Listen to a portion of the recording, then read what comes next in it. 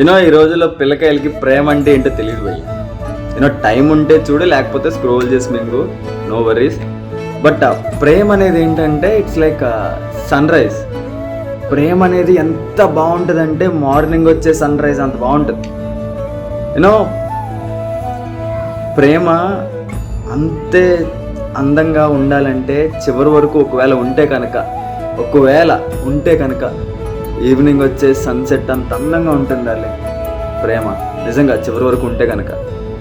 కానీ ఆ మధ్యలో ఏదైతే నెత్తి మీద ఉంటుందో సన్ను, అప్పుడు ఉంటుంది చూడు, సామి రాంగా దోలు తీరుతుంది.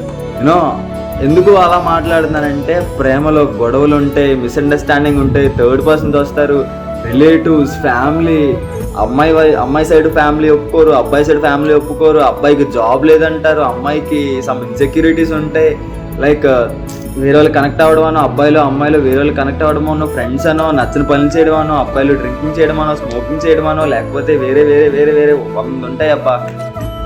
అవన్నీ కూర్చొని మాట్లాడుకుని సాల్వ్ చేసుకుని నీకు నేనున్నానన్న సపోర్ట్ని ఒకరికొకరు ఇచ్చుకుంటేనే చివరి వరకు ఉంటుంది. అండ్ ఆ రిలేషన్ ఎంత అందంగా ఎండ్ అవుతుందంటే సన్సెట్ ఎంతైతే అందంగా ఉంటుందో అంత అందంగా ఎండ్ అవుతుంది. అంతేగాని చిన్న గొడవలు రాగానే నాకు నువ్వు వద్దు అని చెప్పేసి ముఖం మీదే బ్రేకప్ చెప్పేసుకుని వెళ్ళిపోతే it's not fucking love. Okay, love is holding hand అంతే. ఎంత కష్టం వచ్చినా కానీ, చావు ఎదురుగుంటా ఉన్నా కానీ చేయి పట్టుకోవడమే ప్రేమ అంటే. అఫ్కోర్స్ అలాంటి ప్రేమ ఈ రోజులో లేదనుకో, అది వేరే విషయం. బట్ నాకు చెప్పాలనిపించింది చెప్తాను అంతే.